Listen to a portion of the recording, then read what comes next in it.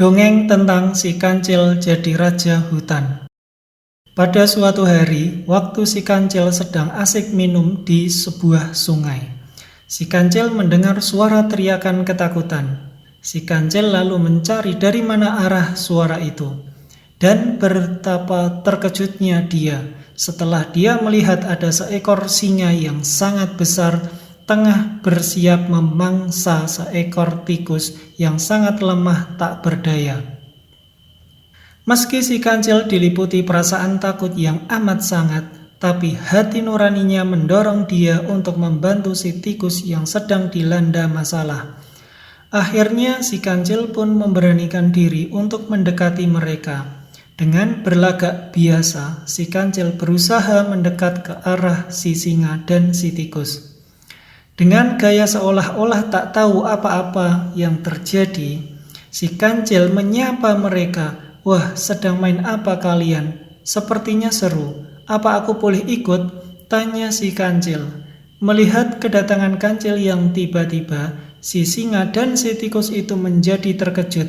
"Wah, kebetulan sekali aku sedang lapar. Berani benar kau datang sendiri mencari celaka," kata si singa. Dengan berani, si kancil menjawab, "Kenapa harus takut? Memang apa yang harus aku takuti? Aku sudah biasa melawan bahaya. Semua bisa aku kalahkan, mulai dari buaya, harimau, bahkan manusia juga sudah pernah kukalahkan. Aku raja hutan ini, kau pendatang baru mana tahu," kata si kancil. Si singa terkejut mendengar jawaban si kancil. Timbul rasa penasaran di dalam hatinya atas kebenaran perkataan si kancil. "Apa benar demikian?" tanya si singa. "Kalau kau tak percaya, kau bisa tanyakan kepada salah satu penasihatku. Dia penasihat kepercayaanku," jawab si kancil lagi. Di mana aku bisa bertanya dengan penasihatmu itu?" Singa semakin penasaran. "Wah, kau ini berlagak tak tahu atau memang pura-pura tak tahu? Yang kau genggam itu dia penasihat kepercayaanku. Jika sampai ada apa-apa dengan dia, maka aku tak akan memaafkan dan mencelakainya," jawab si kancil dengan memasang muka geram. Si singa mulai diliputi rasa ragu. Dia mulai terpengaruh cerita si kancil, apalagi si singa memang termasuk penghuni baru di hutan itu. Jadi, dia memang belum tahu benar tentang segala hal yang ada di hutan itu. "Apa benar kata binatang kecil ini? Apa dia memang rajamu? Dan apa semua ceritanya itu benar?" tanya singa kepada tikus. Menyadari bahwa si kancil hanya berniat menolongnya, si tikus pun paham dan mulai mengikuti siasat si kancil. "Iya, benar, dia adalah raja di hutan ini. Dia pernah mengalahkan banyak hewan yang lebih besar darimu, bahkan memakannya. Dia sangat dikenal dan dihormati di hutan ini. Jika kau tak percaya, kau bisa tanya pada hewan-hewan lain yang ada di hutan ini," kata si tikus. Mendengar jawaban si tikus, hati si singa diliputi sedikit rasa takut. Dia mulai ragu, tapi rasa gengsinya sebagai singa yang gagah dan tak terkalahkan membuat tetap berusaha berani. Hahaha, aku tak percaya.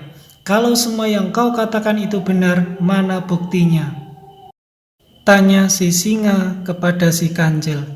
Tapi dasar kancil cerdik. Kali ini posisinya sebagai kancil menjadi raja hutan membuatnya harus terlihat berwibawa. Maka dia berusaha tetap tenang di hadapan si singa. "Kau mau minta bukti?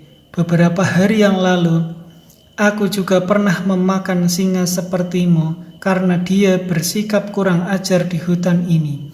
Kepalanya masih aku simpan di sebuah lubang di pinggir sungai sebagai peringatan bagi hewan-hewan lain agar tak macam-macam dengan si kancil, si raja hutan. Jika kau mau bukti, kau bisa ikut aku. Tapi setelah sampai di sana, kau jangan menyesal, karena semua yang tahu rahasiaku akan kumakan, kata si kancil. Tapi meskipun sudah mulai diliputi rasa takut, keangkuhan si singa memaksanya untuk terus maju. Baiklah, siapa takut? Tapi jika ternyata kau menipuku, kalian berdua yang akan jadi santapanku, kata si singa. Mendengar gertakan si singa, si tikus menjadi sedikit khawatir. Tapi si kancil mengedipkan mata kepadanya, tanda agar si tikus mau percaya pada semua rencananya. Akhirnya si kancil, si tikus dan singa berjalan menuju tepi sungai di tengah hutan. Mereka menuju sebuah lubang di pinggir sungai. Lubang itu agak dalam dan gelap. Hanya pantulan cahaya matahari yang membuat air yang sangat bening di dalam lubang itu menjadi berkilau bagai cermin. Nah, sudah sampai. Sekarang kau singa, tengok sendiri ke dalam lubang itu. Di dalam lubang itu, kemarin aku menyimpan kepala singa yang telah aku santap. Rasanya sungguh lezat. Dan aku tak akan menyia-nyiakan kesempatan jika ada singa lain yang bisa aku makan lagi, kata si kancil. Dengan perasaan mulai ragu dan takut, singa pun memberanikan diri untuk melihat ke dalam lubang. Rasa takutnya membuatnya tak berani melihat secara jelas. Dia hanya berusaha mengintip saja. Tapi betapa terkejutnya dia ketika melihat di dalam lubang itu benar-benar ada kepala singa. Tanpa menunggu aba-aba, singa itu langsung lari terbirit-birit ketakutan, karena dia tak ingin dimakan oleh si kancil seperti singa yang ada di dalam lubang itu. Melihat hal itu, si kancil dan si tikus hanya bisa tertawa terbahak-bahak. Mereka puas karena siasat mereka mampu mengelabui si singa yang cukup sombong itu. Sebenarnya di dalam lubang itu tidak ada apapun selain air yang cukup bening, sehingga mampu berfungsi seperti kaca.